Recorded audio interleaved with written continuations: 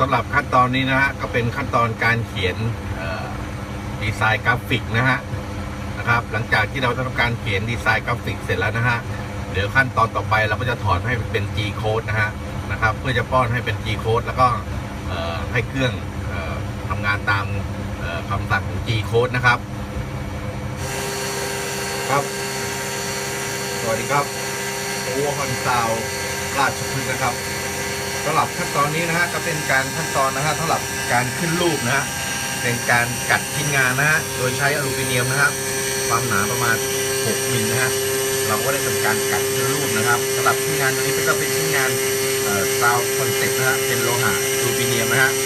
เราได้ทำการกัดขึ้นรูปนะฮะเพื่อจะไปใส่ตัวหน้าซับวูฟเฟอร์นะฮะการดีไซน์ของทาง Overhorn Sound ราชพฤกษ์นะครับเขียนนะฮะขั้นตอนกว่าจะได้แต่ละชิ้นนะฮะเราต้องทำการเขียนG codeนะฮะออกมานะฮะแล้วก็ต้องใช้เครื่องกัดนะฮะอย่างที่เห็นในคลิปนะครับ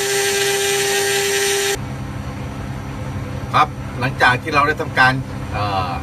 เขียนโปรแกรมนะฮะเป็นกราฟิกนะฮะรวมทั้งมีการถอดเป็น G code เสร็จเรียบร้อยแล้วครับเราก็นำเข้าโปรแกรมนะครับเพื่อทำการกัดขึ้นรูปนะฮะก็จะสังเกตเห็นไหมครับงานของเราแต่ละชิ้นนะค่อนข้างที่จะปราณีตนะฮะกว่าจะได้แต่ละชิ้นนะฮะ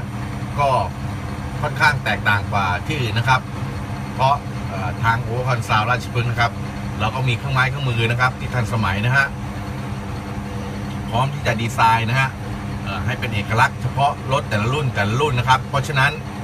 งานที่ติดตั้งจาก Overhorn Sound ราชพฤกษ์นะครับจะไม่มีซ้ำและไม่เหมือนใครนะครับ